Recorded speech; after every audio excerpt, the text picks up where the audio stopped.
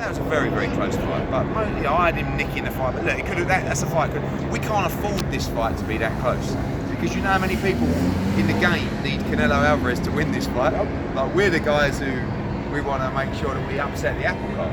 But it's almost spiritual how I feel about Danny Jacobs in this fight. And I know that just because you had cancer and you beat cancer, you don't just beat Canelo Alvarez because you deserve some good luck. But when you're as good as Danny is, when you're as strong as he is, when you're as smart as he is, as big as he is, as fast as he is, I just believe he's going to do it. And listen, I think Canelo is probably my pound for pound top fighter. I really do, and it's going to take an immense effort from Danny Jacobs. But I just feel it. I just feel that it's going to happen. Okay, Eddie, let me ask you something, Eddie. Okay, now that Canelo has told Triple G he has officially get a belt, are you guys going to force Demetrius-Andrade, or should I say force Triple G to finally fight somebody of substance like Demetrius-Andrade? Will you try to force that fight?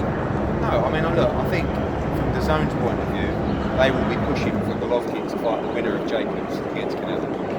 And you know, I know Canelo, I saw his comments, but really, that's the fight that the zone won. So that's the fight that will probably happen. Demetrius is in such a great position, as I keep saying to him. He's going to hold that final piece of jigsaw for the undisputed title. So all he's got to do is keep winning. He'll probably fight Selecki in June while these guys are having their fight. And then September, October, he's going to be in a monster fight. And he's the one that's going to be providing. And just like we had our argument about Wilder, he's going to be in that position where he holds that key to undisputed. You know, and without Wilder fighting, without Joshua fighting Wilder, we can't get that. And without Canelo fighting Andrade, we can't get that. So, I'll ask you a question about Charlo. So, what do you think? What is Charlo? What do you got to say for Charlo right now? If you got to. Oh, mate, I've done it all, haven't I? I've said it all. You know, like, what can I tell you? Cowards. You want me to say something controversial? He did say he would go to the zone. He said that. I don't know. Look, you know, Al Haymon is a very, very smart guy. He's a genius at just, I don't know. I'll hold it there. You know what I mean? Yeah, we all know. We all know. Bob said he didn't exist.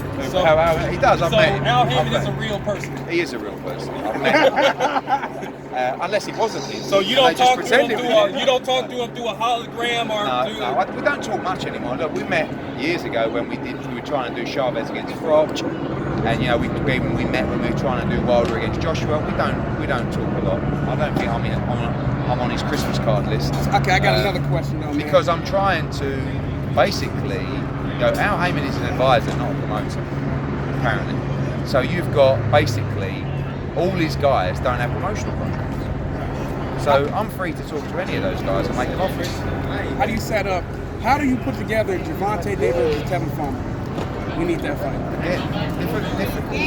It's on Davis. Put it this way, I will let Tevin Farmer fight Gervonta Davis on Showtime if the deal is right. Are you serious? Right? Yep. I'm glad you said 100%. I would never let a fighter, like, there comes a time, and look, you know, Bob said, Joshua's got to leave with the zone. Joshua's on a fight-by-fight deal with the zone at the moment. I expect him to have his long-term future on the zone. He wants to stay on the zone, but at the moment, we're just making sure that we have the flexibility, unlike Tyson Fury, to take other fights that are important to his career and his legacy, right? With Gervonta Davis and Tevin Farmer, it's like, I would never stop Tevin Farmer from taking a fight that important that would make him so much money. But let me ask you if that's a view shared by Gervonta Davis's promotional team. Nah. Some people make decisions to benefit their promotional company or their advisory company rather than the fighter. And that is what's sad about boxing, because let me tell you, Gervonta Davis, if he knew the money that I've been offering him for the Tevin Farmer fight, he'd walk out. I know Gervonta Davis. I love Gervonta Davis. He's a brilliant fighter. That's a great fight. That's a fight that should get made like that. Neither of them are superstars yet, but they can both make a lot of money to make a fight that people would love to see.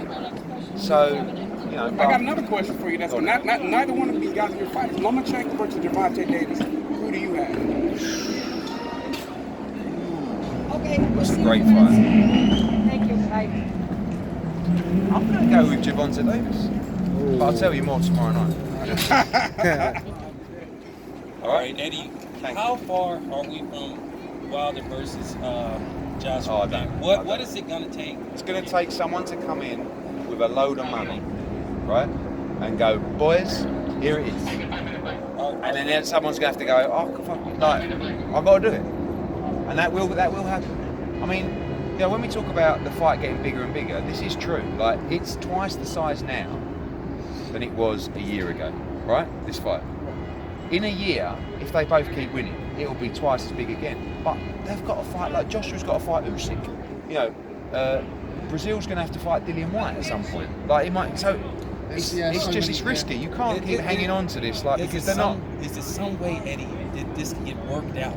Because it seems like it's a lot of finger pointing, and that's all we've heard for the last year.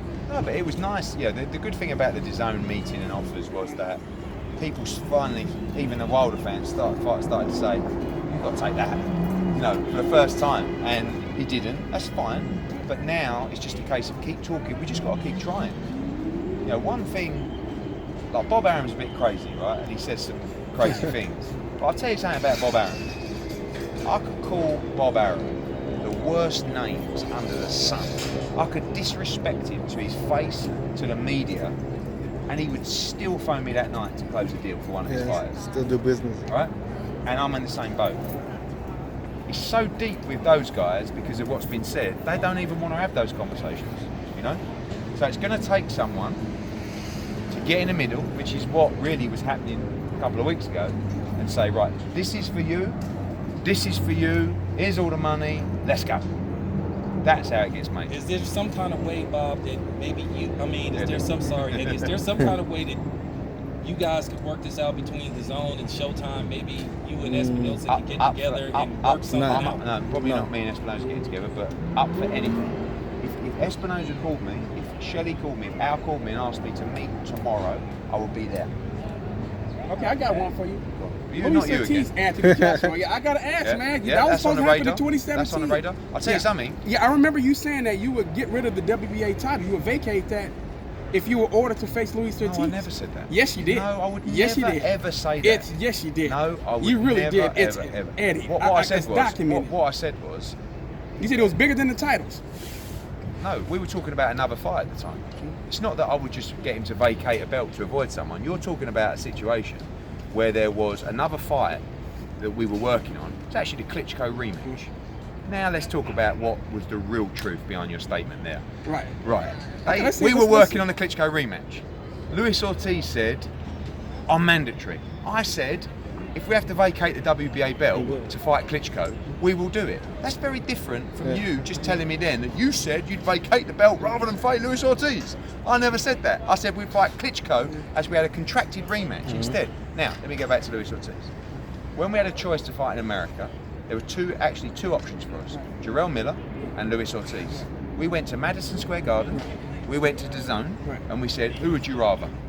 They say Jarrell Miller, right? We want an American, great, from Brooklyn, big mouth, great. So that's why. Luis Ortiz is a very probable opponent for Anthony Joshua, maybe even next. Certainly in the future, because if we're going to fight in America more often, we need people who have name recognition, profile in America. Luis Ortiz is definitely one of them. Yes. He wants to fight badly. Who's badly? He wants to fight Anthony Joshua badly. Luis Ortiz. Okay, yeah. He does. He wants to fight Wilder again too. I feel sorry for him. He wants Wilder and Joshua. I feel sorry for him because he's fighting, the people he's fighting are horrendous. Yeah, no one want to fight him. No, but his value is going down. Even your guy, Dillian White. Dillian White will fight him. Dillian White's not trying to fight him. You know he didn't get offered no 2.6 million. Come on, man. You're like asking me questions, but you're telling me the answers. Right. That's not what this is about, really. Right. You're not saying, does Dillian White want to fight? You're just telling me. Right. So if that's your thoughts, that's fine. Right. Okay. But what I'm saying is, by Luis Ortiz fighting Christian Hammer and stinking the whole arena out, who cares about Luis Ortiz? That's why they're doing a bad job for Luis Ortiz. Luis Ortiz's value after the Wilder fight has gone to the floor, right? So actually, after the Wilder fight, he was a big commodity. Who's he fought since? He was trying to fight your guy after It's that. not my job. I'm asking you a question. Who has he fought since Wilder? Not he was trying to fight him. Okay. They won't fight him. It's just that they won't fight and they won't pay the money because they're not investing in a fighter. Everyone will fight him. It's just about the money. Now stick him in with Michael Hunter. Stick him in with Philip Hergovich. Stick him in with Joe Joyce. Joe Joyce is begging to fight Luis Ortiz. Why won't he? Mate, trust me, he's begging